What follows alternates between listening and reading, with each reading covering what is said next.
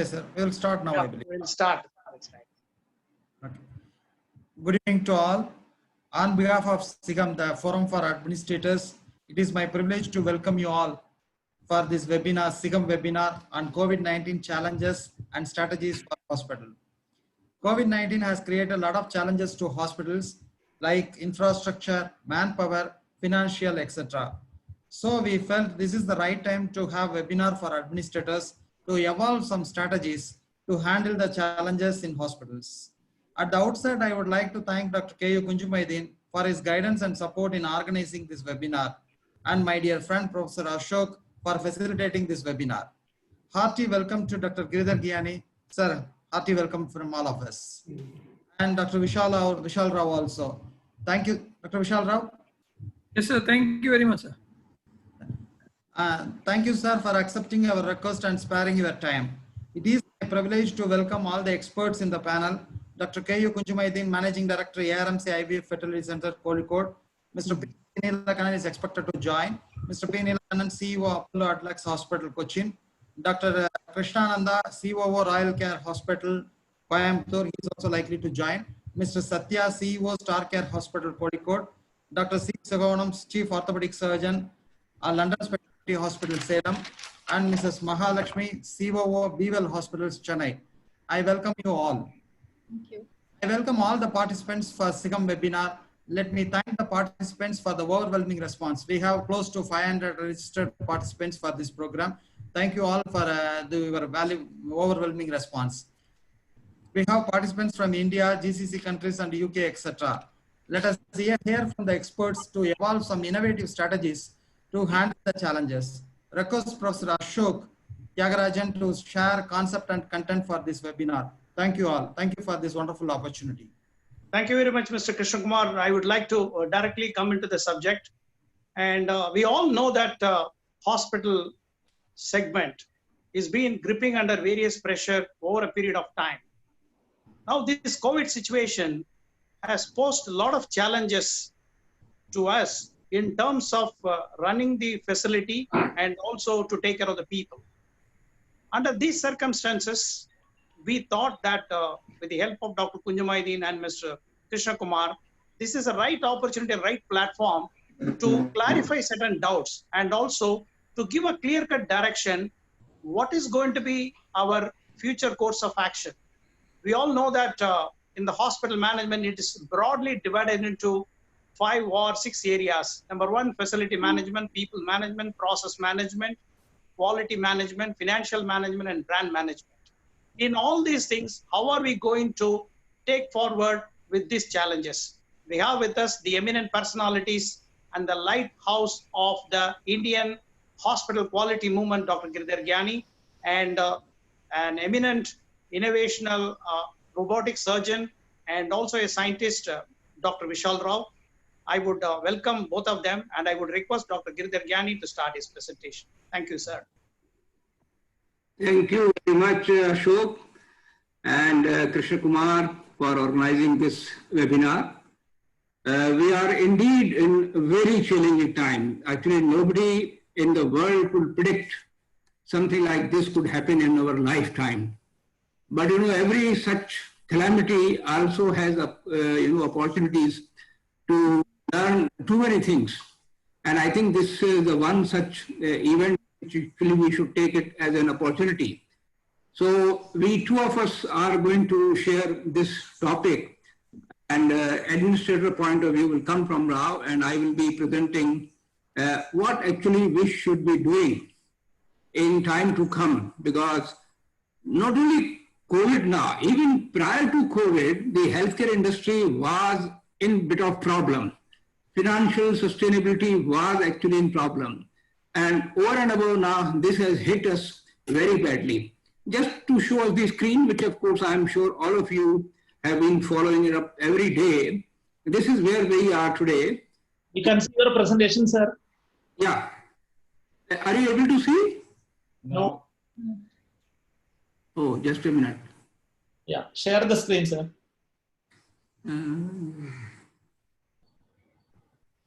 Okay.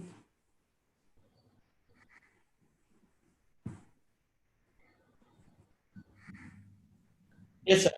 Start the slideshow. Come. Yeah, okay. Yes, sir. Okay, sorry, then I'll just, so the way I started, and this was, of course, my title, and this is where we are, just I thought this is the screenshot. Why actually I want to tell you here is that the 210 countries are affected by this.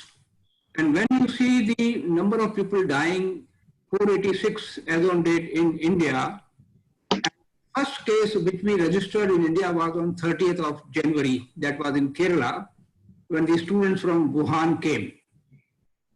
The first case in America, for example, happened on 21st of January. That is just 9 days before. So we got it 9 days later. But see the difference now.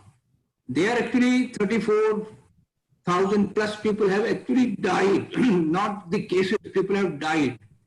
Now, I am really shuddered to think that if anything of that sort could have happened in India, I don't know what would have really happened.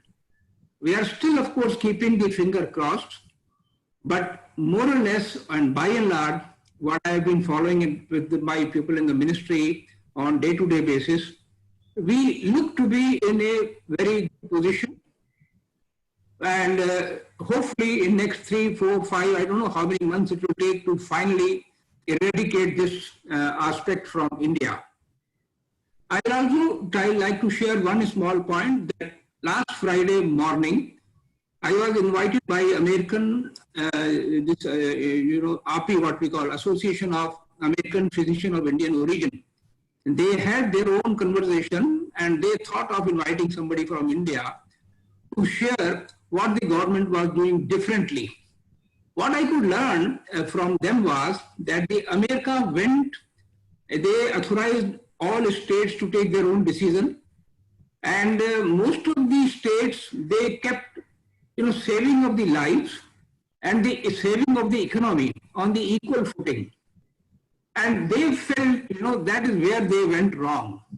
India, on the other hand, has not bothered about the economy. The emphasis of Indian leadership has been first save the lives.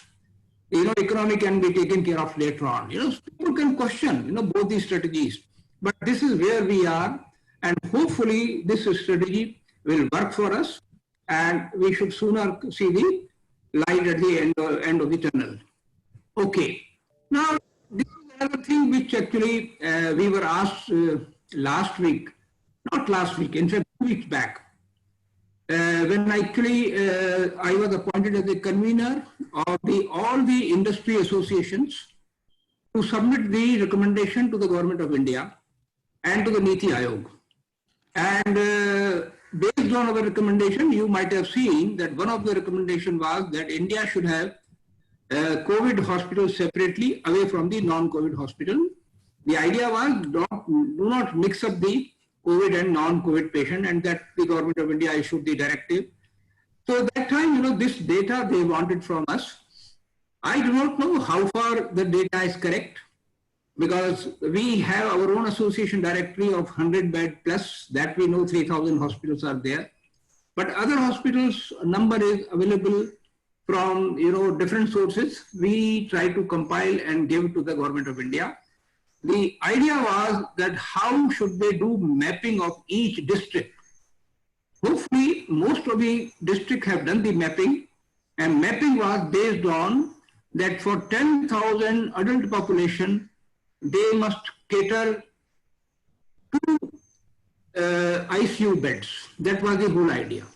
So suppose the city like Bangalore, it came to 2,000 ICU beds. City like Delhi, it came to 3,000 ICU beds. That is the way planning has gone. And we are told that most of the places, barring number of small districts, this formula they are not able to meet. And luckily, touchwood, still the situation has not gone to the stage where they may actually need that many ICU beds. And for the time being, they are managing all these things with the government hospitals. So this data we had submitted along with the other data. I thought you will be interested to look into this data as well.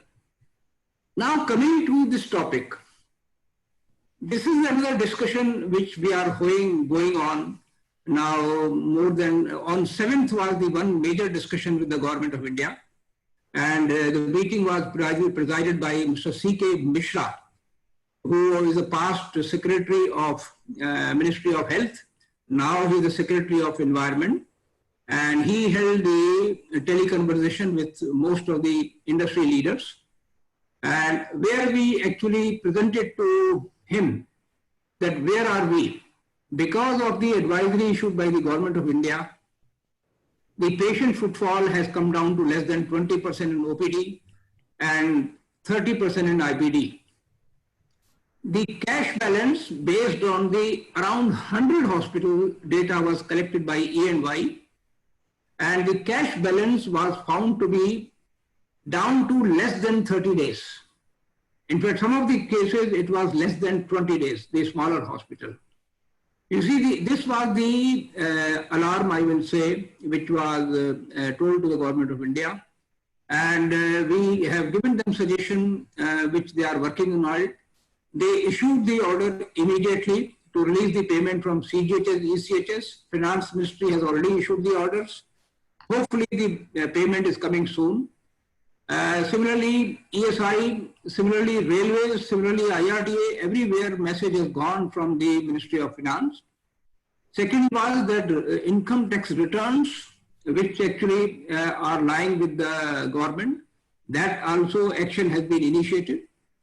One more suggestion which has been given, let us see whether they accept, that for next 3 months, they should not, the contribution toward Provident Fund and contribution toward ESI, which is 4.6% and PF is 12%.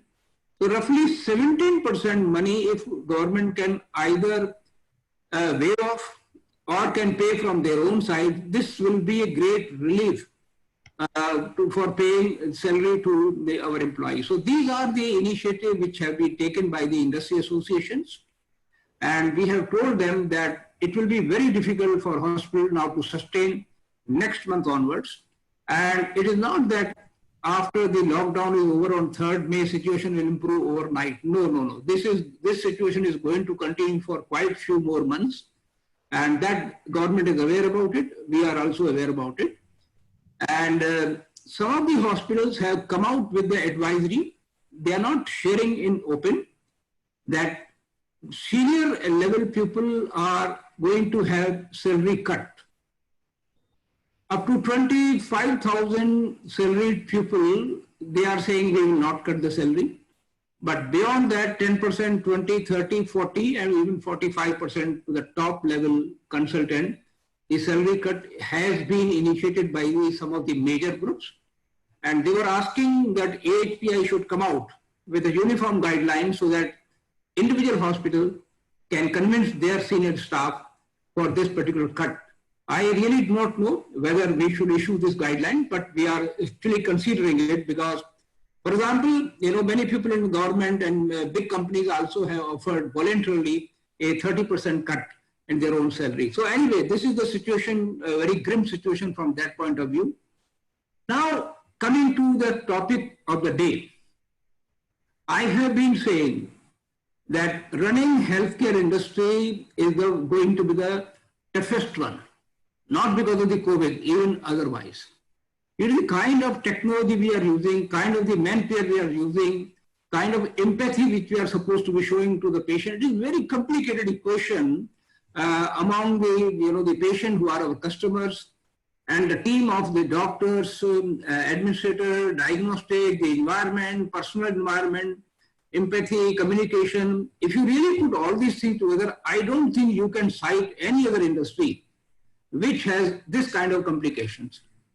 But I will say the leadership has been lucky till today that really the leadership has not been tested.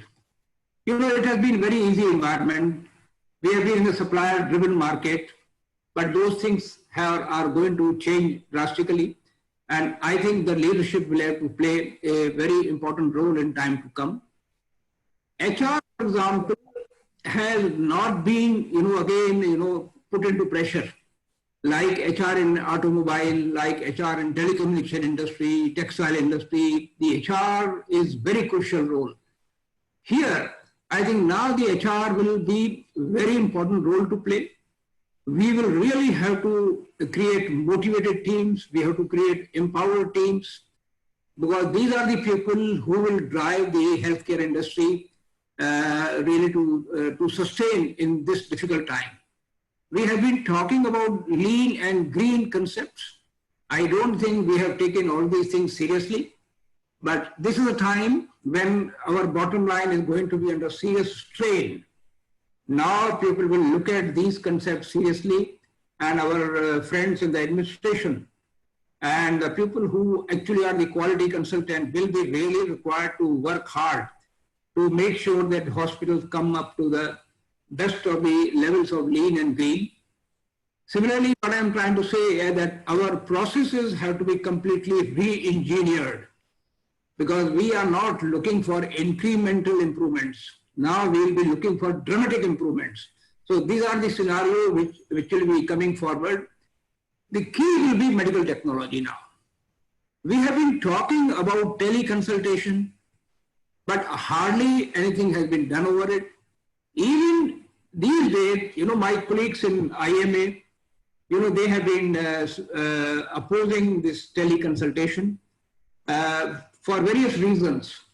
But now that government has come out with the guidelines document of teleconsultation, we have to be formalized.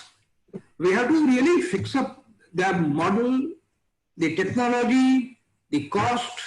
All these things will be coming into picture.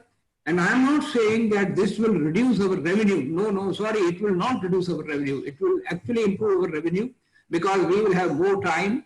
We will be much more objective. There will be people sitting at the other end of the the conversation along with the patient. So I think this is going to be a model which has really not been tried. We have been talking about it for past almost 6-7 years. But now we will be forced to go for teleconsultation in time to come. Similarly, my friends, the marketing, I have been told that healthcare is run by two people. One is the marketing, one is the consultants. Consultants will remain there where they are, but the marketing people will have to change their strategy completely. The marketing will be now completely digital. So these three things, then wearable and remote monitoring sensors, which have actually come into market recently, will now become popular. And hospitals now will need to set up their home health verticals. What I'm saying, there are home health organizations which they are working totally differently in a segment. Hospitals have no connectivity with them. So that now connectivity has to be either formalized, or let the hospital create their own home health verticals. So this is very important. So this slide, which I am showing you, the 5 points, will be the future of the healthcare post-COVID. Now, what I am now discussing in this week with the government, guidelines are expected anytime, because once from 20th, hospitals are expected to start the normal operations.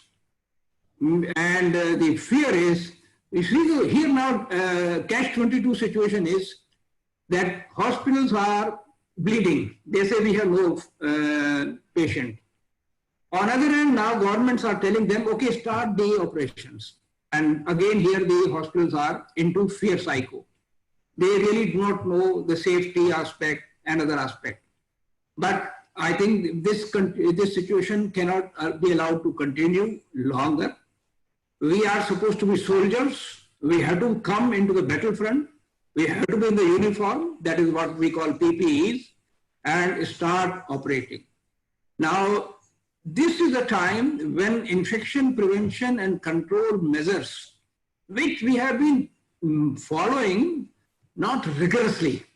I will say that, being from my NABH background, I will say that this is the time this has to be taken utterly seriously. And this will be done. I think hospitals will have no option but to maintain and implement infection prevention control. PPE donning would become a norm. There are guidelines already issued, that the OPD, level 1, level 2, level 3 PPEs, when to wear, when to not to wear, all these things are available. We don't have to really be afraid about it. Similarly, the universal standard precaution have to be conformed with. But let us agree to one point, all these things are going to increase the cost of care. My own estimate is by 25 to 40%. Really a huge money, because some of the hospitals who are treating COVID patients in Delhi, I have found out, they have shared with me that cost is coming almost 40,000 rupees per day of the critical patient who are on the ventilator. I think you will agree with me, even the normal days we used to have expenses more than 25,000 rupees in the ICU with the ventilator. Now it will be higher, hiked by 25%. Inventory obviously will increase, and resource crunch will come in all these segments. So these are the scenario which is going to be there post-COVID. And this is my slide, which is the last slide, that credentialing and privileging framework for healthcare workforce will have to be implemented now. I have been telling, not I mean, as an association, we have been telling government, it is high time that the Allied Healthcare Council, which is pending with the Parliament, should come into force. We now really need to have all the healthcare personnel down the line certified, credentialed, and here the role of healthcare sector skill council also has to come in, because most of the time I find recommendation of health sector skill council are not being actually accepted by the government agencies. So I think this is a very important time and it has to come. Bundle payment has been talked about very briefly in our country, but I strongly recommend now that hospital is a time now, let them come with a bundle payment, which will take care of the comorbidity also into the main procedure. I think that will generate the kind of confidence in time to come among our patient, because the cost variation is the one major worry which patient and their family has when the patient is admitted. The bundle payment should become the norm. Nature and wellness will be the new mantra. I think people are learning in this time when they are not able to go to hospital now for more than a month. They are surviving. They are trying all sorts of things, Baba Ramdev and all other kind of things they are trying.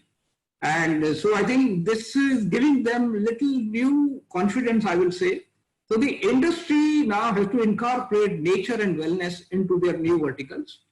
And finally, I will say, in a way, it is a good time. There has been negative perception about the private sector for a long time. I will say for past 2 to 3 years. I think now when we open up, I think we should come with a new avatar to the community, full of empathy, good communication techniques. I think that is the end, health, nature and wellness. I think all these things should be put together in the packages for our administrators who are part of this webinar. And I'm sure my next colleague will be able to dwell more on detail on this topic. I suppose this was my time, and I will be there for further question and answer. Thank you so much.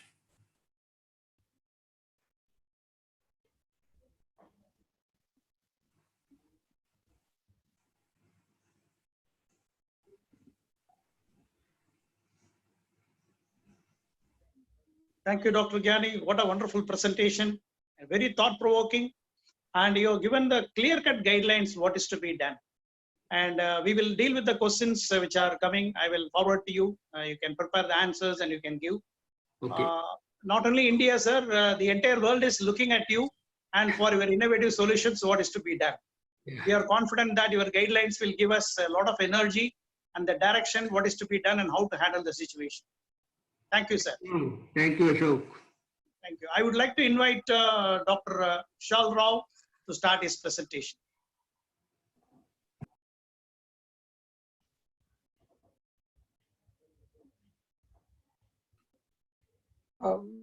Very good afternoon to all of you. Dr.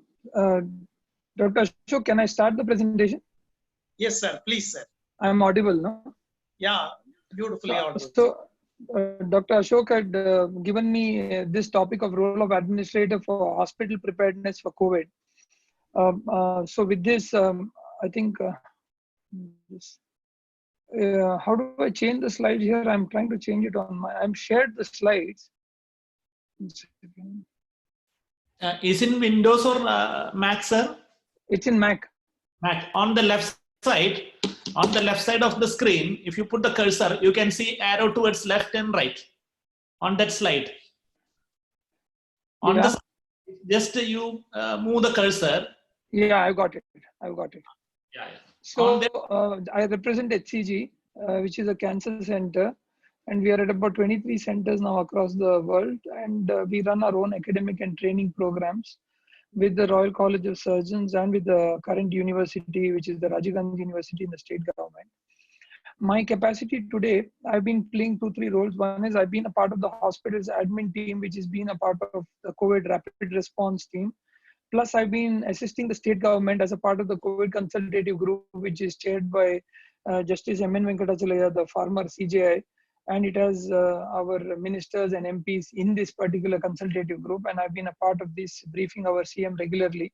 So we actually derived, based on the 3T principles, a 21-day lockdown plan, which we had charted out for. Sorry. So broadly, when we looked at the consultative group, we've actually laid down a couple of principles. The most important things, I think we are all aware about this virus, that today there were key 4 aspects about this virus, which we all know about. I don't want to get dwelling into the details of it, but we know it's highly infectious. It's extremely good at hiding much better than us, that we are hiding in our houses, and it's hiding better than us today. The fatality rate of this virus is at 3.4%. Now, the last century saw the Spanish flu, which had a crude fatality rate of about 2.4%, and that killed about 200 lakh Indian lives. And that time the social norms were 100 times less than this. So now with the current era and the current social status, I think naturally we need to be worried. And data shows that up to 26% of the patients may require ICU admission. So this is something that we ought to be concerned about. Now, we know the R0 of this virus can be as high as 7. Now, R0 is a general principle where you look at the reproductive status of the virus, whether if it is less than 1, it is going to be like a common flu, which will die down. If it is equal to 1, it stays alive. And if it is more than 1, about 1.5 and plus, it will become a pandemic. And this virus is a pandemic. So there are reasons we should be definitely concerned about. Now, when you look at the best practices across countries of what they have done, I think they have done about 4 or 5 key principles. One is aggressive testing, and that they believe is the key. RT-PCR, immediate shutdown and lockdown, which India has, I think, been at the forefront of it to do something very stringently. Disinfecting, countries went to the extent of disinfecting streets, malls, metros, and I think disinfection, they believed, was the key to eliminate this virus and its footprints. Public awareness and laws and incentives, which countries like South Korea used very effectively to achieve the goal. Now, in Karnataka, we proposed a 21-day challenge when we actually went into the lockdown, where we divided the first 3 weeks into 3 important aspects. The first week we said was the week of readiness, where you get prepared with detection kits, personal protection equipments, ventilators, beds, PCR machines, etc. The second week, we had suggested that we should be like a military kind of approach with home-to-home searching and a syndromic approach to pick up the positive patients. And week 3, again, gearing hospitals with PPEs, with other assistances, and then open the lockdown. And today we are in the second phase of the lockdown, and the same 3 principles lie, because I think we are definitely lagging behind in many areas. Now, if you look at data from world over, it shows that countries that have set up a global example and have flattened the curve, like Germany or South Korea, did about 15,000 per million tests. We are currently at about 177 per million. Karnataka is at about 154. So naturally, I think 151. So naturally, this is where we will need to really ramp up our testing, because our hope is that our numbers are low because the disease is not there, and we are hoping with fingers crossed that that should be the truth because of lockdown. But only time will answer this question. So broadly, from a principle of a hospital, I think there are 3 or 4 simple things that I've represented here. I'll be happy to share some of these slides for people to use it. The simple principle is to test, and those who are positive to be isolated, the contacts of them to be after that found, traced, and then quarantined. I think this box sums up all the key aspects of what we will need to do to create and build the China wall against the positive and the negative. And I think at this point in time, that is all that we know. Dr. Gyani very, very beautifully elaborated all the spectrum of things that is going to happen around it. And what we know today, in the next coming weeks, in different states across the country at various levels, we are going to have hospitals that are going to come up with COVID positive patients. So what is it that we can do to be prepared right now is something that we all need to talk about. Because it is just about time in the next coming weeks that we will have a COVID positive patient walking into your OPD, and there is a possibility after that that you will not be able to function like a normal regular hospital doing your work. So we at our centers put up a plan at HCG on what is it that we can do to get prepared with this scenario for the next coming weeks. Till now, we've not had one COVID positive patient, but we are absolutely vigilant and we are watching on this. So with this background, I'm going to give a couple of thought-provoking questions on what do you do when your employee is tested positive with COVID-19? What is it that you can do? Your employee has been tested positive. So there are a couple of points that I've laid down. Firstly, when your employee brings this news, I think it's very, very important that we express sympathy on these patients. Minimally, you will need to ask the employee which co-workers he's been closely in contact with, because that is very, very crucial for us to understand in the last prior 2 weeks, who are the people he has been in touch with. Thirdly, the law is very clear today about confidentiality. The law is very clear about confidentiality to know whom you should be revealing the identity to, and it's very clear that the employee's identity should be kept confidential. The person who is tested positive, his identity should be kept confidential, and CDC has actually issued some very beautiful guidelines on that. At this juncture, we need to connect with the HR to actually guide us and tell us who those close contacts are, list them out, and make a personal phone call to them and inform them that one of their co-workers has tested positive without revealing his name, either by your phone or by video, and inform them that this particular instance has happened. These are some of the broader guidelines I am trying to talk about, which can be tailored to a specific need and a hospital.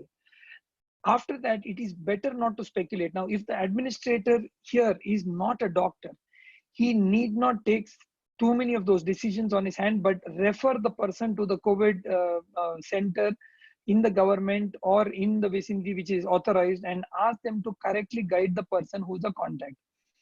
And follow up of this particular conversation by email, considering alerting others in the workplace and showcasing how your company treats people, so that it's important to be transparent and having a calming effect. Now, for us, this is very, very crucial. And that is why we have just put up this basic SOP in place currently at our hospital on a simple points of what is it that we will need to do when an employee will turn positive, because we are expecting that in the next coming weeks, it may happen. So what is the readiness with which we will have to deal with it? So broadly, these are some of the points that we have laid down. And again, I'll be happy to share some of these points and take suggestions from people on how to improvise this further.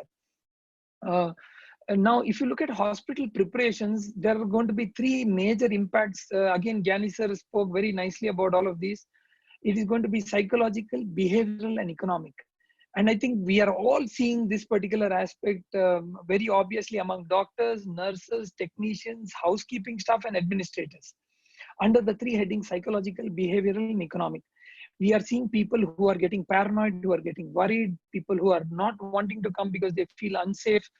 There's been a behavioral shift, like Dr. Gyani said. There's been a shift of behavior from physical forms to electronic forms. There's been a behavioral shift from the way we've been dealing it earlier.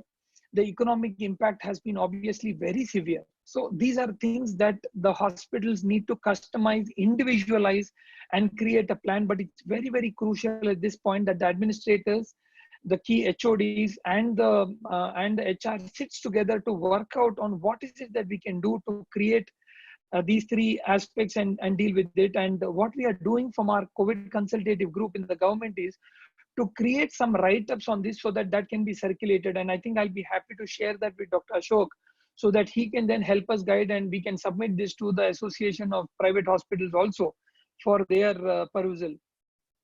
Now, what is absolutely essential for a hospital? Today morning, I was in a chat with our municipal commissioner of Bangalore.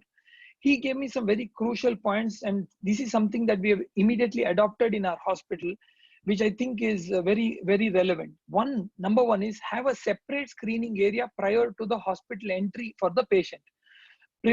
This will prevent us from sealing the building down by the municipal corporation, because a lot of hospitals in Bangalore where the patient turned positive was sealed down by the municipal commissioner for complete disinfection and stopping. So, which potentially means that we may have to shut down our hospitals for a few days until the entire disinfection happens. So this is very, very crucial at this juncture that we adopt it. That what we have done at HCG is we have kept a separate shamiana outside. We are trying to cordon a separate area which is only for screening of the patient. So before he enters the hospital, there is a separate area that is identified where the patient will go. A new patient or a follow-up patient, whoever has to enter the hospital, he will go there. He will get a detailed history taken. There will be a person with a hazmat suit. He is going to screen the patient. He's going to analyze this patient. And after that, he will, if he is okay, will be directly sending the patient inside for further consultations. The second thing we've done is we are discussing about how to create staff shifts, whether it is for nurses, whether it is for administrators, or whether it is for our doctors. This is very important because imagine that there are a couple of patients positive and 30% of your workforce is quarantined. You are going to then suddenly face a panic state wherein you're not going to be able to handle your manpower. So many teams are currently looking at staff shifts to be planned and how to be planned. Is it going to be nursing? In nursing, is it going to be 6-hourly or 4-hourly shifts? How are they going to work? These are things that we are working on. Another thing what we have created is fever wards, and we've not called it COVID wards. The reason being we are only admitting suspicious patients. Now this is going to be the scenario for many hospitals, that you are going to be encountered with a patient who has fever, or he's going to have an upper respiratory tract if you have an ENT wing or if you have an head and neck wing. Now what is going to happen is it is best to consider all of these patients with fever and upper respiratory tract symptoms as COVID patients, and this is what we call the syndromic approach.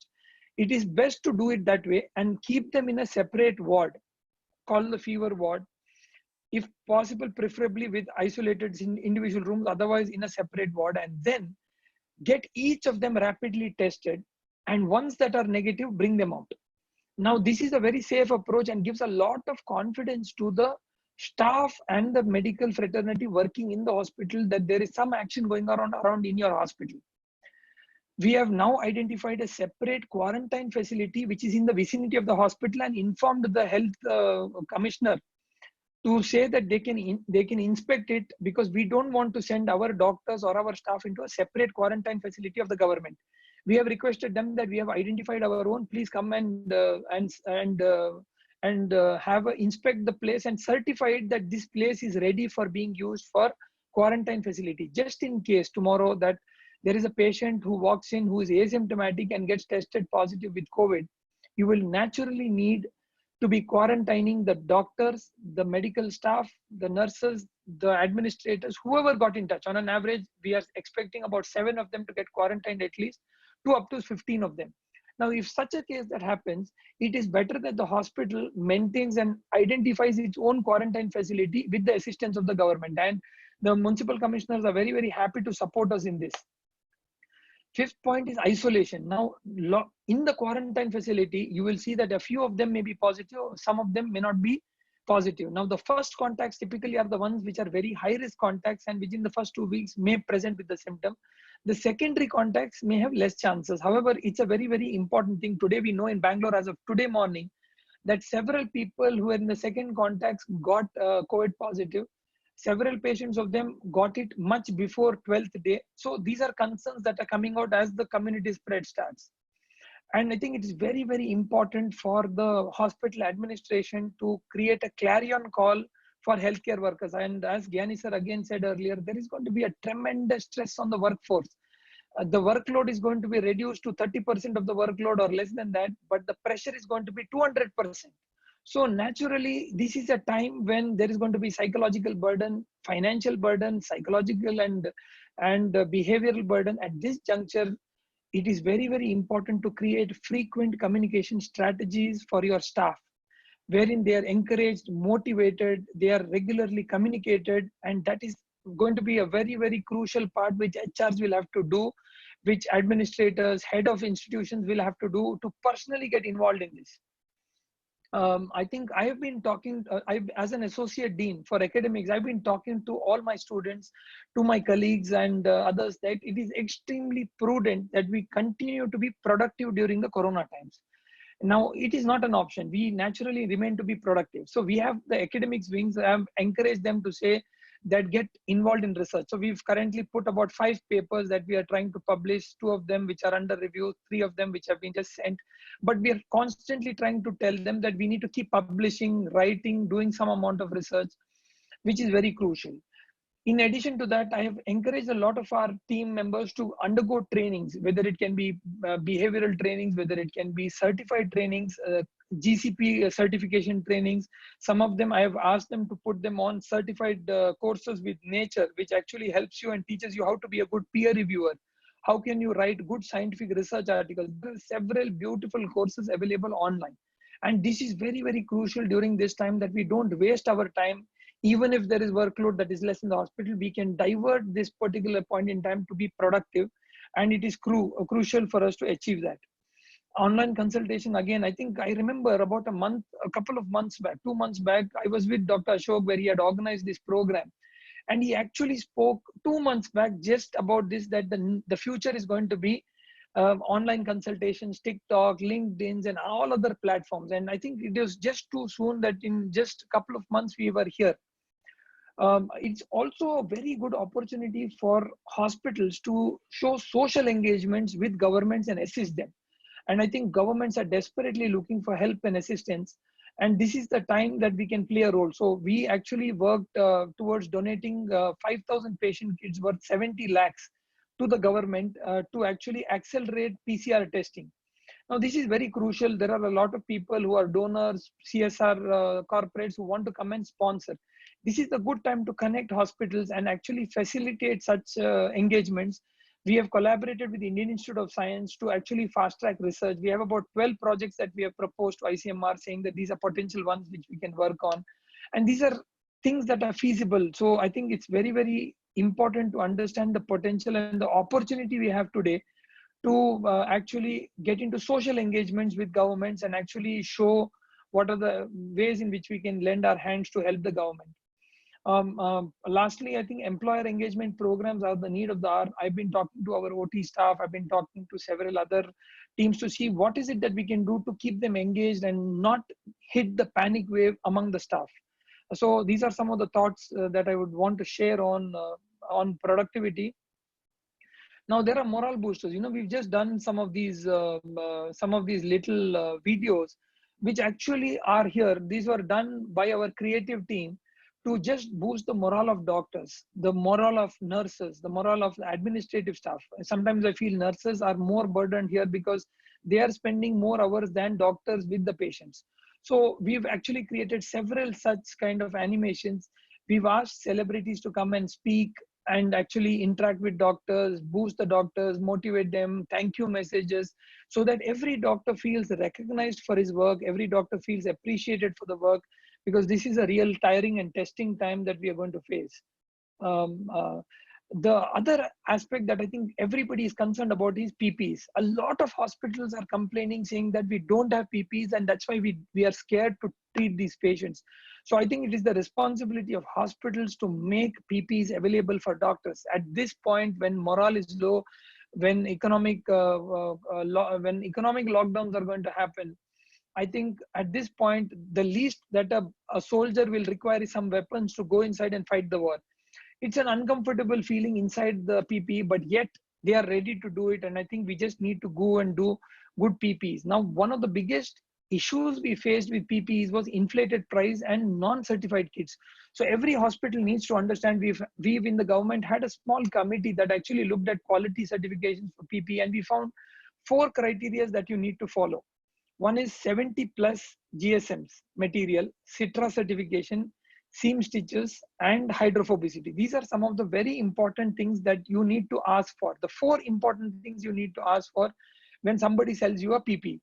So please don't fall prey to several PPs that are being sold, because we will have to burden the responsibility of dealing with COVID positive patients, and we cannot afford having uncertified PPs.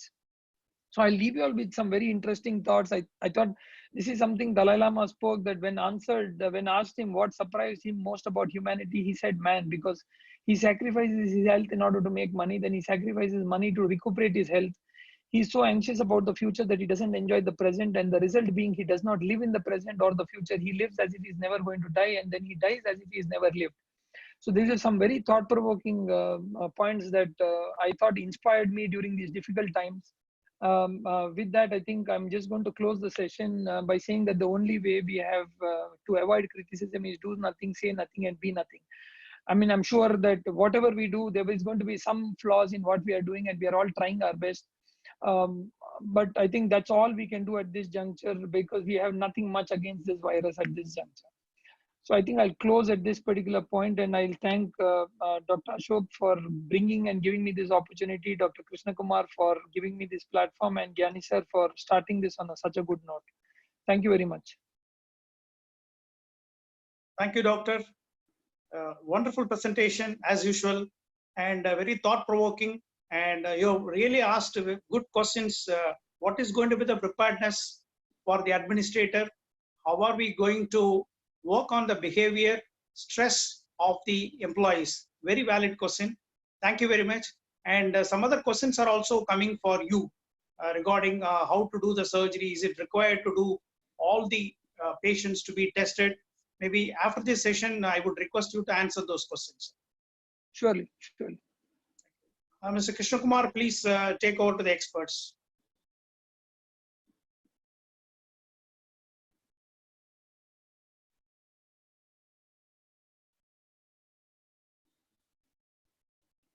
Mic on, please, Krishna Kumar. Thank you, Professor Ashok. Let us hear from the experts in the panel. Let us start with Dr. Kunjumedin regarding his views in this current scenario. Actually, I'm from Calicut, Kerala. Here, actually, the situation of COVID, which was started much earlier, and the first case was reported in Kerala. The 2 students who came from Wuhan, they were medical students, and they were treated, and they have been discharged. But the second bout of cases started coming right from 4th of March, when the couple, a family who have traveled from Italy via Doha, they traveled to Kochi, and they, without informing anybody, they have gone to their house in Pathanamthitta, that is the southern Kerala. And later on, they have been diagnosed as having COVID, and almost around 5,000 primary contacts and nearly equal number of secondary contacts have been identified and tested.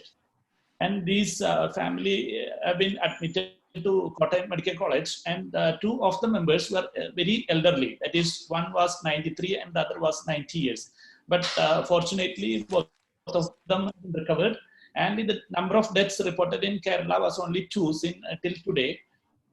And the only active number of cases till as of now is only 139 out of 395 cases reported. Only 135 are remaining. And the reported number of cases as on yesterday was only 1, and the recovered cases on yesterday was nearly 30.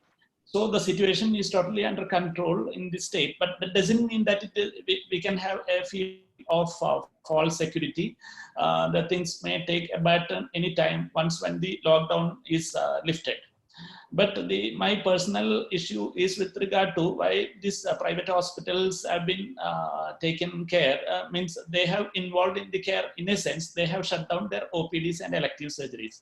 And we all have started telemedicine in some way or other.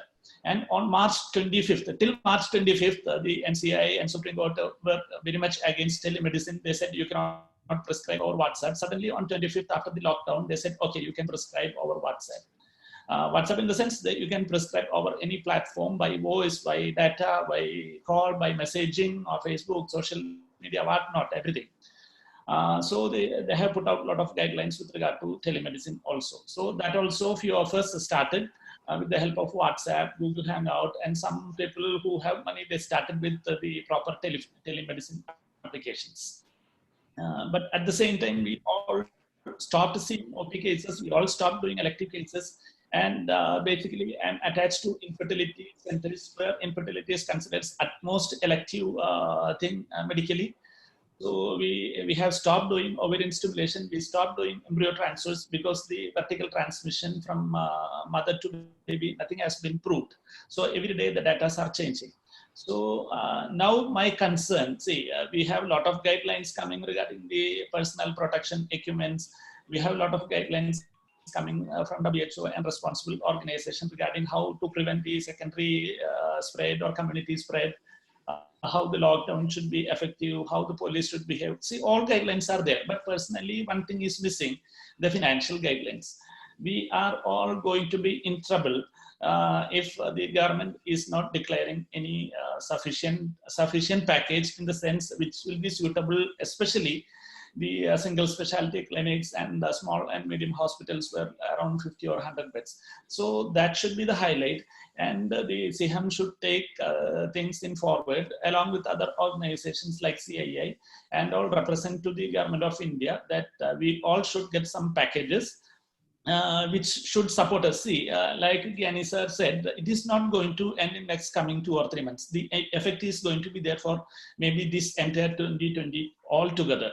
So we need some good support, financial support. Then I think we have all sufficient guidelines. Just touch of the button, we have the government is there, app is there, a lot of things are coming. So the guidelines are very clear, except for the financial guidelines. Financial things, they will say you do whatever you feel like. Either you send your employees, you lock down, you send your doctor, let the doctors work for 10 days, you give 60%.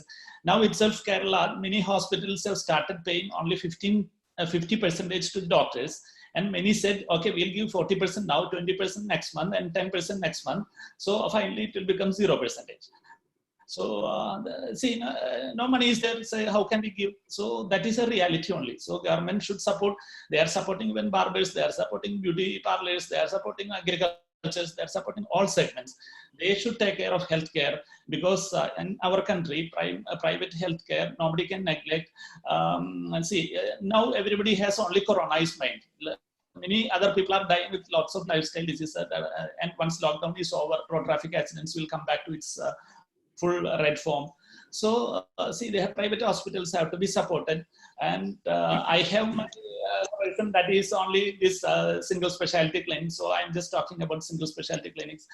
When I posted regarding this webinar in the Facebook, many of my friends who are having 3 or 4 clinics in North Delhi, Mumbai and all, they contacted us and was telling us, you take some initiative and inform SIHAM people to take some initiative along with some other suitable organization to represent to the government of India. At least they should give some loan or something with very low interest or no interest, or should waive the EMIs for at least 10 months, not just 3 months, and not to have any cumulative interest over this moratorium period. So these are my humble request to the organization, and I think all seniors should sit together and should form a formula and convert this SIHAM to an efficient organization as early as possible. Thank you.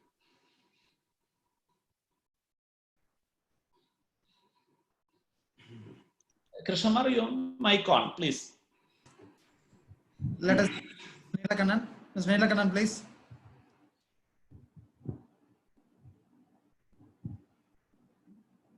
Can you share your expert views? Yes, thank you, Krishna Kumar. Very good evening, Gyani sir, after a long time. So thank you, Ashok, and Vijayamadin sir, good evening. And thanks to all my previous speakers, and it's a pleasure to see all of you once again on the digital platform. And so that itself tells us the seriousness of the COVID effect. So we were just having a discussion yesterday, and Mr. Krishna Kumar was telling me that this time it's not going to be a full session, it's only an opinion. So I was asking him like, what is that area that you want me to touch upon? Then he said that on operational front, basically the cost is a major area which he wanted me to touch base. So if you look at the whole scenario, we always used to talk about top line and bottom line. Today, I think the situation is there that the bottom line has become a top line for us. So I don't even see where is the bottom line lying there. So in this kind of a situation, I think people who are connected in the call or the conference know that there are only 5-6 areas which we call it as a cost centers. Like one is the HR cost, we always talk about material cost. Then it comes to your administrative cost, marketing cost, and these kind of things. Now, if you look at the whole country, none of us has got a formal structure. Okay, let us do like this. Maybe a hospital with the 50 beds adopt this kind of a strategy. A hospital with 100 beds adopt this kind of a strategy. Or maybe a corporate hospital with more than 300 beds adopt this kind of a strategy. So what is happening is that all the efforts which are being taken is completely localized, and everyone is doing a kind of management in their own way to control the cost. Suppose the HR cost is looking at as a major glaring head, then everybody starts paying only 50% of the salary, 30% of the salary, and some of the people have paid a complete salary in the month of March, thinking that April will be better and March we will be able to improve. So what is happening is that everyone is touching the top 2-3 things where we can straight away make some kind of a savings. So is it going to be a sustainable model? Definitely no, because if I keep on cutting the salary of the doctor, when the situation becomes okay and all right, and where am I going to run for doctors to deliver the services? That's a question also is been put in front of the as a challenge in front of the administrators. Suppose if I cut down too much of materials cost, and suppose when suddenly everything goes back to normal and my operations becomes normal, when there is a short supply in the market, where am I going to get the materials to deliver the service? So these are the challenges which are right in front of us. So since I've been asked to talk about the cost, I think the only thing where we can look at a few areas is that definitely the HR cost is something which we have to look at. Basically, we used to talk about manpower per operational bed, manpower per occupational bed. These are some of the terminologies that we used to follow. Today, I think we are coming to the level of not an operational bed. Probably we have to start looking at what is the occupied bed. So the moment you start looking at the occupied bed, manpower per bed, then naturally your ratio is going to hit very high. Then it is all going to be an alarming factor. So then it comes to like, how are we going to manage the excess manpower? That is another area of looking at things. So I think there are many hospitals which have been working for decades and decades, like 10 years, 20 years, 30 years, 50 years. But there are some of the staffs and doctors who are associated with the hospitals for more than 3 decades and 4 decades. It is not easy for us to just say, I'm going to cut down your salary. So I think we are still not clear as to how we are going to manage the manpower cost. Definitely material cost is one of the major things. I think all of us have to look at just in time only, because there is no luxury for us to have even 10-day stock or 15-day stock, except for the life-saving drugs. I don't think we have a luxury of keeping even 10-day stock or 15-day stock. I think we have to look at only a just-in-time, provided that you have a ready-made supplier available for you right in your town or somewhere nearby. Maybe we have to ask him to stock it and don't bill it as in when required. I can take it so that we can manage the cost. That is another area. I think next area important is that your the marketing cost is almost become literally nil, and we are forced to get into a digital media for all kind of promotions, because today everyone is going into digital media, and no hoardings and no newspaper advertisements or no TV advertisements, nothing is going to be there. Definitely that is going to give us some amount of savings. And there are few other things which probably is a kind of a recurring cost which keeps on coming to us, is the repairs and maintenance and power and fuel. And these are some of the areas. Definitely now it's time for us to look at, suppose if the hospital is say 10 floors, some of the hospitals where some of my friends are working, they are trying to pool the resources to one area. So for example, your occupancy is less, your OP is less. They are trying to operate only 2 floors and 3 floors. Rest of the floors, they are trying to keep it as a reserve for the future, and trying to pool all the admission to one area, trying to operate only 1 or 2 OTs, trying to operate 1 or 2 ICUs, so that that amount of air condition and the power and fuel, all those things can be saved. The other one area which we are looking at is the CMC and AMCs.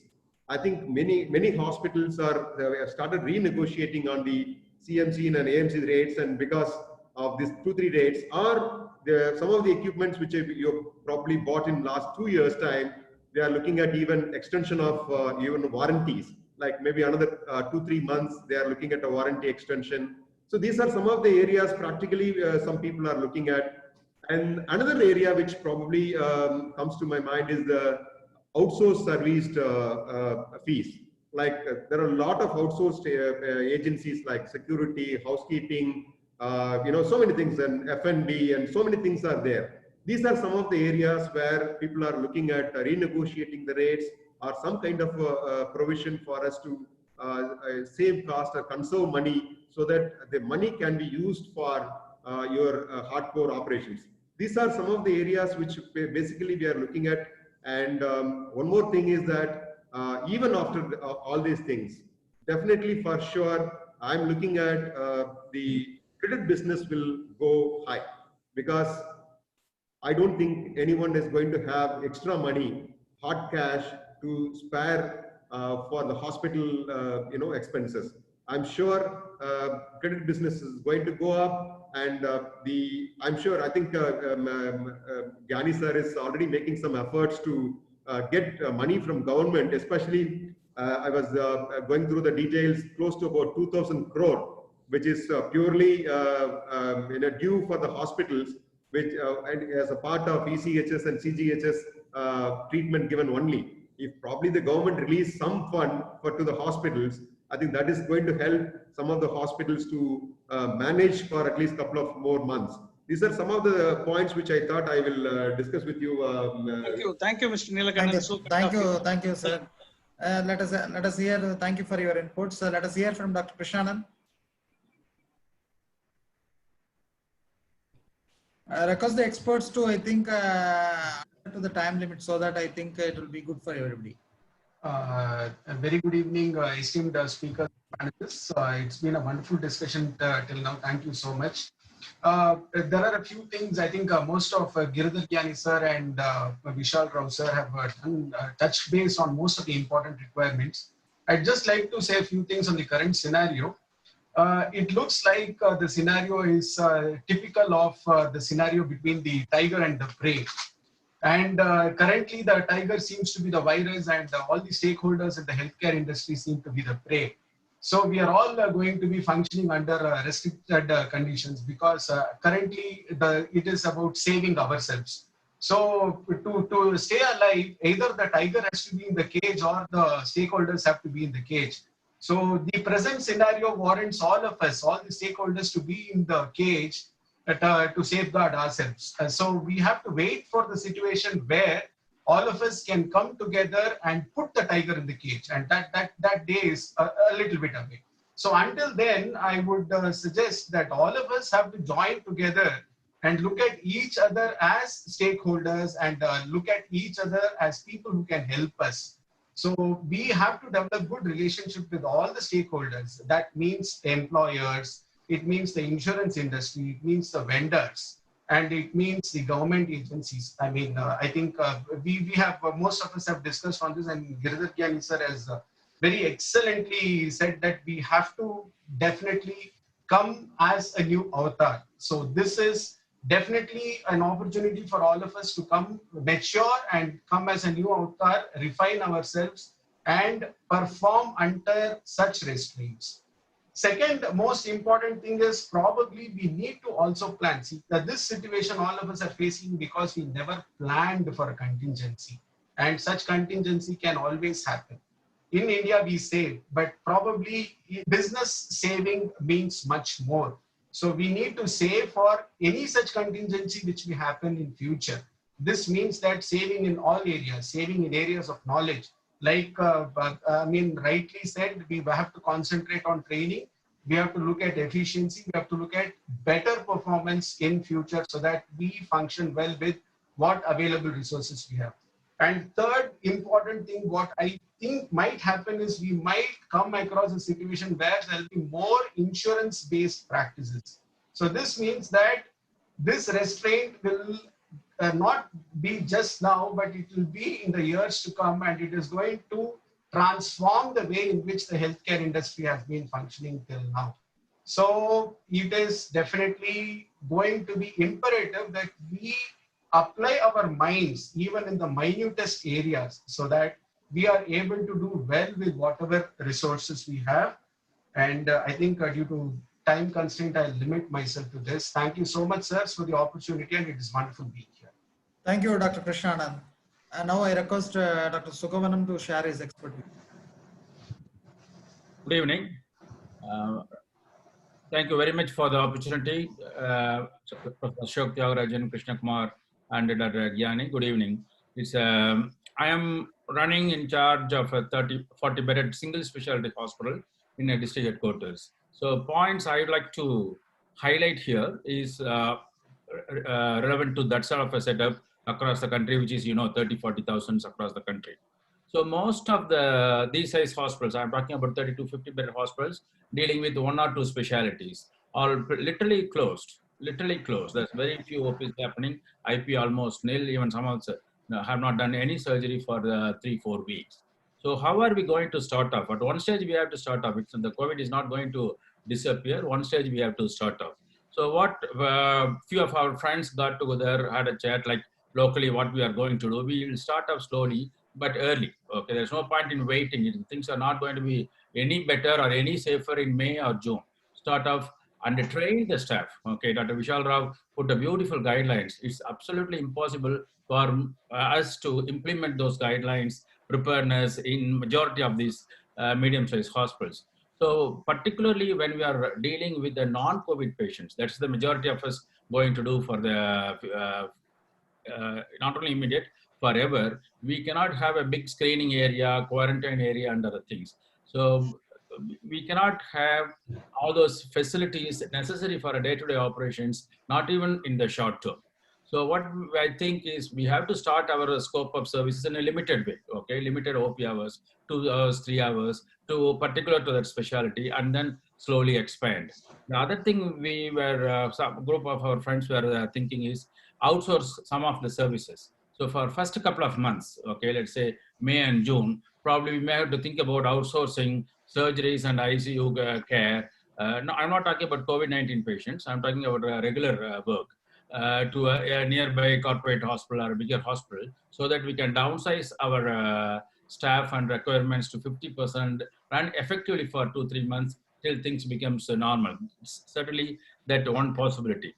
Other thing is this hospital shutdown is the biggest fear in these doctors come owners setups. So when you have a patient diagnosed with COVID-19 positive who has been in contact with these sort of hospitals, it's not anybody's fault. They have to come in and test all of us, and whoever passes positive, they have to be quarantined, and the hospital has to be cleaned, checked.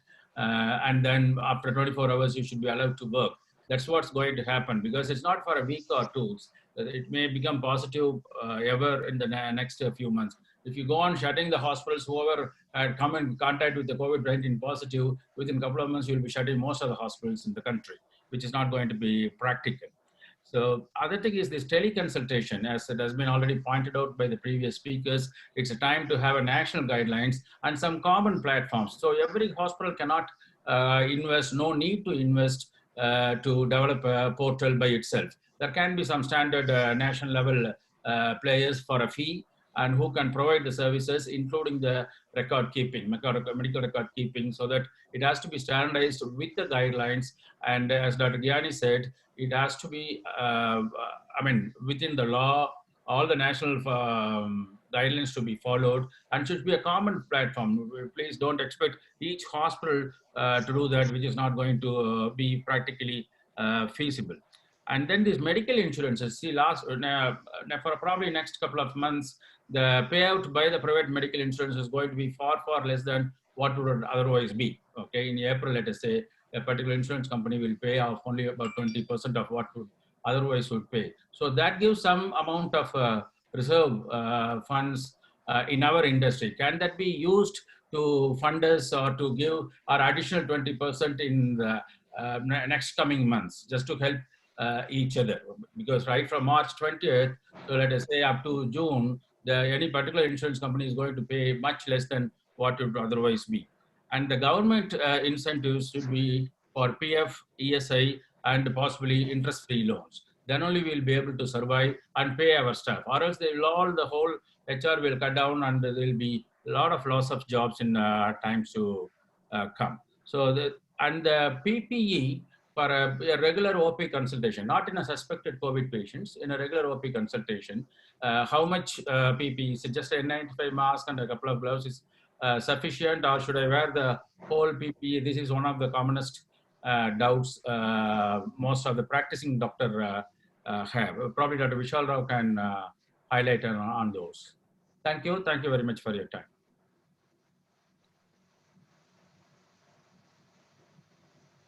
Thank you, Dr. Sugavanam. Now I request Mrs. Mahalakshmi to share her views. Hello, everyone. So good to be here with among the eminent speakers. And thank you, Dr. Gyani and Dr. Rao, for this beautiful insight about the current pandemic. So I think most of the experts have already covered what, all of us have the doubts. So my only thing is, there is a saying, good things happen, in a bad situation. So probably it is the time that for all the bodies like SIGAM, AHPI, and many other, healthcare bodies should probably come together and come up with an effective plan on how to handle the current situation. And definitely we need to address something called the post, the lockdown scenario. As Dr. Gyani rightly pointed out, the total number of cases in India seems to be little okay, it is under control. But then what the future has, nobody knows. So probably we should all be prepared for that in terms of infrastructure management, of course, staffing, which is the key issue. And for staffing, I think we'll have to come up with an innovative plan. Like, for example, how to, keep up their morale by just not, giving them a good salary or good food and all. But in case they come up with their family or them getting affected, can insurance or the government come up with a beautiful, a high premium, insurance or a death penalty coverage, which will, probably cover whatever loss they have done. And the other thing is the quality policy. I think it's time that the quality policy, including the infection control measures and the right usage of PPE in such pandemic. This pandemic is not something new for us. I think since 2004, India and the entire world had been going through many crises, and we have handled it very well. So probably a restart policy, which I think many of the manufacturing companies have come up, even the hospital should have. As many of them pointed out, the right usage of PPE is a big question mark. Many of them have got their own policies. So can the policies be streamlined into one bucket and used by all the healthcare? This is what the point I think I wanted to add. Thank you so much.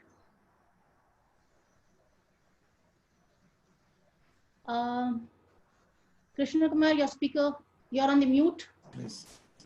Thank you, Mrs. Mahalakshmi. Now I think Mr. Satya, I think he is not able to join with us at this moment. Now I request Mr. Ashok Tyagarajan to carry over with the question and answer session. Dr. Vishal Rao, there is a question. I will just combine 2-3 questions so that you can answer. Number one, should we screen all the patient prior to surgery? Number one.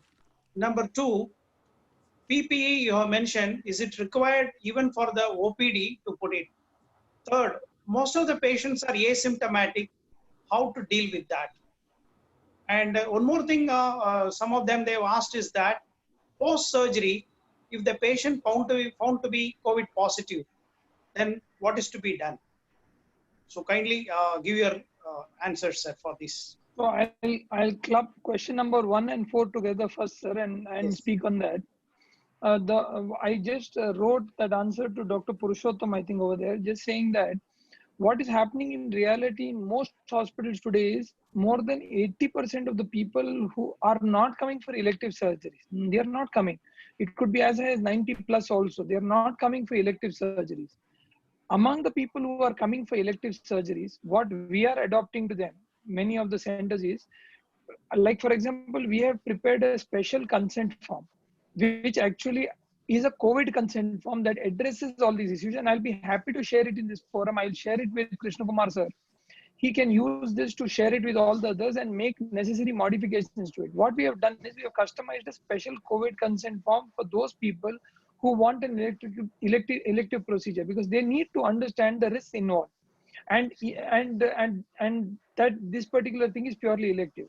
So we have done a special elective consent form for patients who want to specifically undergo an elective procedure at this juncture. For example, in cancer, there are clear guidelines mentioned that there is a scale called the elective acuity scale, in which they put cancer-related procedures as tier 3. So in which case they are not to be postponed. So we are attaching these acuity scale guidelines along with the consent, sharing it with the patients, telling them that look, this particular is in this category and hence is considered not as an elective procedure, but it is not to be postponed. However, there are certain cases which can be postponed and you're informed about it. So such an informed consent is very, very crucial at this time. After that, if the patient is willing and the doctor is willing and the hospital is okay, these procedures definitely can be performed. Now, the other aspects of whether OPD should be wearing a PPE completely depends on the contagion stage. Has it reached the community? If it has reached the community, my submission would be, as a safety measure, it is better to screen every patient thoroughly before we enter into anything, and that is just for our safety. Because like many of them have pointed out, it is very, very difficult to pick up the asymptomatic patient, and that is where things are going wrong. The only way to pick up the asymptomatic person is contact tracing, which has to be aggressive. Now, that can only happen during lockdown. After lockdown, when we open up the economy, we will not be able to trace people. I have repeatedly told the government, sir, lockdown is a period to prepare. I've been regularly liaising with WHO over the last couple of days, and they are telling us one simple thing, that lockdown is a time to prepare. Lockdown is not a solution by itself. Lockdown is a time when you prepare and you test. Finally, that is it. This particular war can only be won by building a China wall between the positive COVID and the negative COVID patient, and then opening the economy. That's all. How fast you do these tests, how aggressive you do this test is going to determine how fast we can open the economy. Thank you, doctor. And sir, a lot of questions have come for Dr. Gyani. Sir, I would like to share these questions. I would request your answer for that. Number one, just to give a few description about bundling. You mentioned about bundling. What is to be done? Number two, sir, there are announcements that the COVID patients' treatment will be taken care by the government.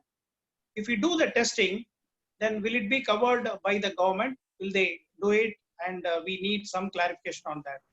And the next important thing is that regarding the payment from the insurance companies, as we have been talking about that, can we get some advance or something like that?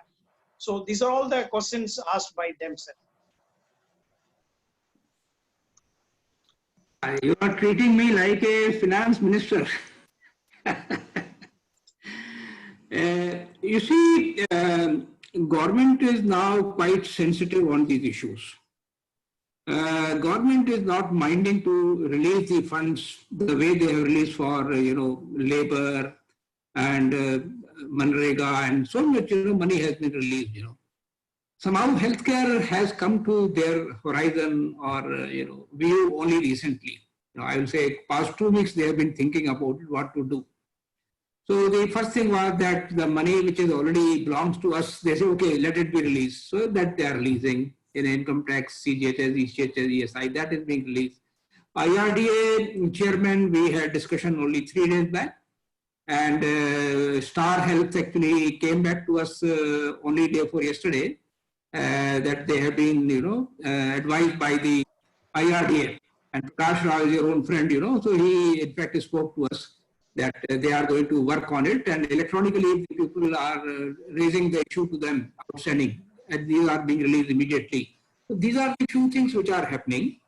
But bundle payment, why I am saying that new avatar, this opportunity you have to use to come out with the new avatar, shedding away your all negativity which has been spread in the community, in the press, in the media, in the government, political, everybody thinks the private healthcare people are culprits, I think wrongly many things have happened in the past and we have not been able to confront those things positively.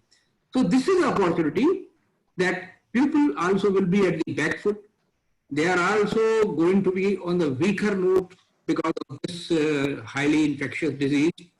And so that when they come to us now, we should be presenting very empathetic view. Now here, that bundle payment will be the right answer. Even our insurance company, this is something like what they do in Ayushman Bharat. They have package costs. Whether comorbidity happens later on or before, you have to accommodate that, everything. Diagnostic costs, comorbidity costs. So I think we will have to come out with a procedure cost, taking an average cost. A highly complication may happen in one case. For example, you have seen, some of our, when we used to call, that, okay, if the delivery is to happen normal delivery or with the surgery delivery.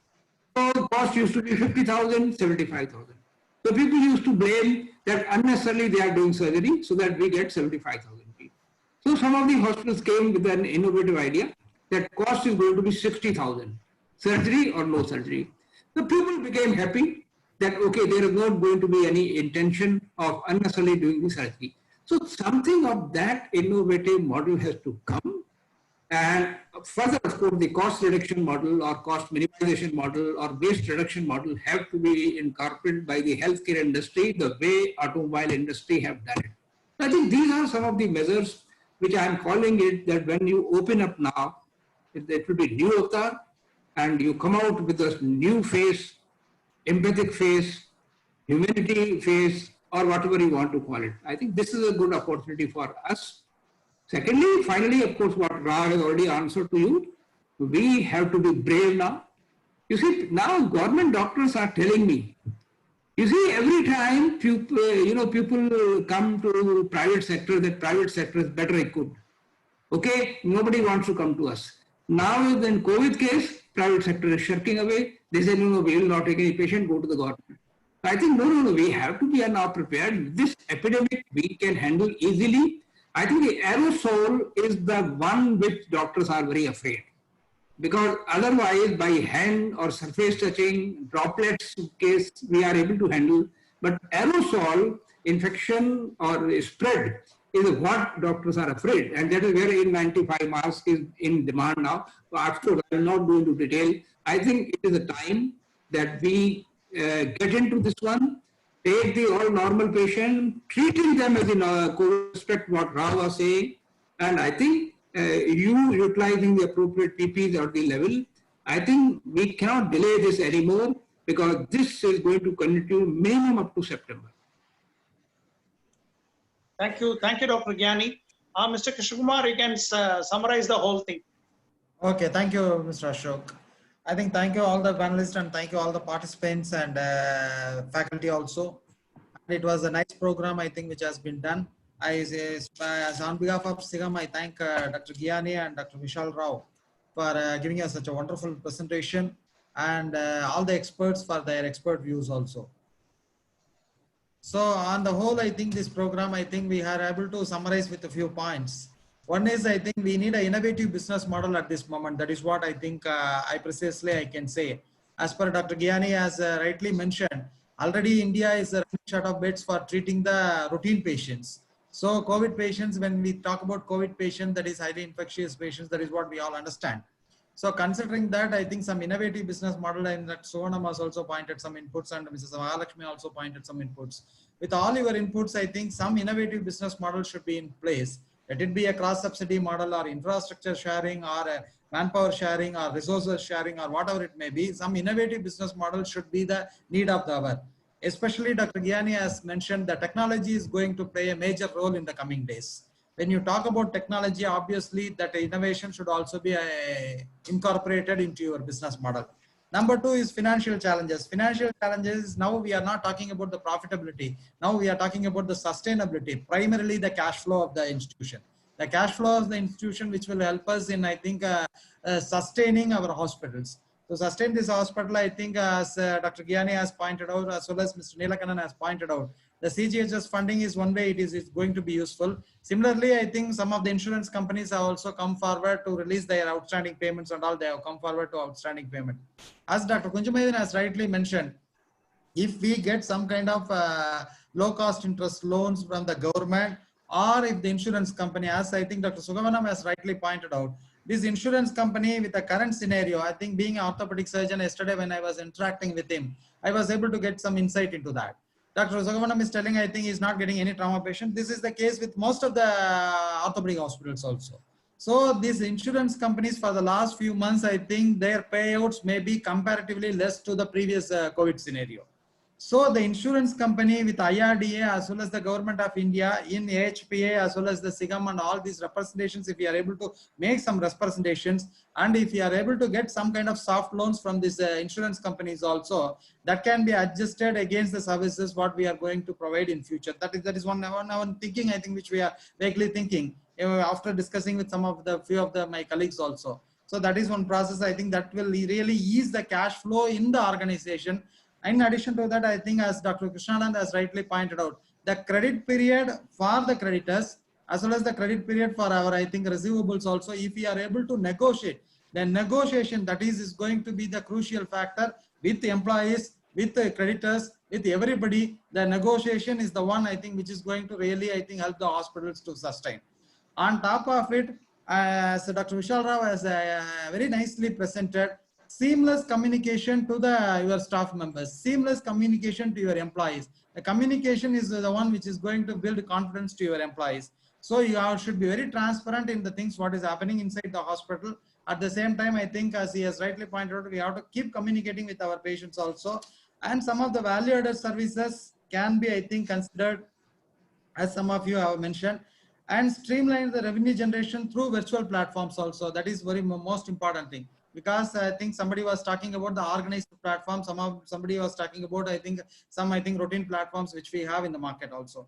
So these virtual platforms, when we are using the virtual platforms to avoid the revenue leakage, that has to be streamlined. That point can also be considered. And Dr. Gyani has already mentioned regarding this marketing also. Marketing, I think the conventional tools, I think at this point of time, any hospital may not be in a position to afford these conventional tools at this moment. Maybe I think this digital platform can be a good option to consider that optional marketing tools. As well as Dr. Kunjumayan has mentioned regarding this SIGAM initiative to take it to the next level to make representation to the government also. Definitely, I think along with other organizations, we assure you that I think we will also take it forward, and then we will make the enough representations with the state as well as central government. And we will see, I think, what best we can do from our organization also. And Mrs. Mahalakshmi was suggesting regarding the post-COVID challenges also. This, I think, definitely this is the first initiative from SIGAM regarding this webinar. The SIGAM is a platform where we are doing this kind of, I think, knowledge sharing activities for the last 10 years in South India. Maybe I think we have conducted a couple of events in Coimbatore, one event at Calicut also. This is the first webinar which we have conducted with the support of Dr. Kujumaidin. Maybe in the coming days, definitely I think all the experts and all the faculty, hopefully I think we will try to organize some series of webinar until I think we are able to, I think, come out of this challenge. I hope so. On behalf of SIGAM, I think I thank all of you for, I think, for your overwhelming participation, as well as my special thanks to the experts and faculty for accepting our request and making a presentation. Over to Mr. Ashok for concluding remarks. Thank you very much, Mr. Krishna Kumar, and thanks, Dr. Kujumaidin. I would like to keep it as a 5-finger mechanism. Number one, by cutting down the payment, the salary cut is inevitable. The morale of the employees is going to be down. So please talk to them and rejuvenate their enthusiasm so that they will be able to work very hard. Number one. Number two is that please reduce all the expenses and keep the cash flow, and wherever it is possible, cut it down. One idea is that there are a lot of professors are there in the panel, which I could see that they were participants, Dr. Chandrasekhar Menon and Professor Bhuma. Use the students. And as we are going to use the less number of staff, it's going to be like shifts, or we are going to use the staff in alternate fashion. So use the students wherever it is required, and they will also get prepared in this type of situation. Third and most important thing is that negotiate with all your vendors, cut down the cost. And fourth is that please share all the facility. For example, now for all our cancer patients, we use HCG center for all radiation. Maybe other things we do it like this. You can share the facility and you can do that. And the fifth and foremost thing is that please use innovative marketing. As I always been telling, go for a virtual thing. You do everything virtually and use your marketing team in a most innovative way. One thing I would like to conclude is that Professor Philip Kotler, my teacher and my guru, he always used to say, work on the brand beneficacies. All these days you have been doing branding activity. Now work on the beneficacies where you can improve your image and also you can improve your footfall. Thank you very much. I think with this, I think from experts, would you like to share anything? Can we conclude the session? Sir, I would like to just add one point very quickly, that we are making some of those animations. If any of the, from the HP or anybody needs help, we'll be happy to change those names and add those hospitals' name and send the same animation so that people can use it in their hospitals to motivate their doctors. Sure, sir. And also before concluding, you will all receive the recorded version of this webinar in full in YouTube link, as well as you will get a response form, feedback form that you have to fill it up and send to SIGAM mail, where you can indicate the topics which has to be discussed in future. Thank you. Okay. Once again, I thank all the experts. My special thanks to Dr. Kujumaidin for supporting and guiding this to organize this program. Thank you all. Thank you all. Thank you. Thank you. Thank you so much. Thank you, Mahalakshmi. Thank you, Dr. Krishnanan. Thank you, sirs.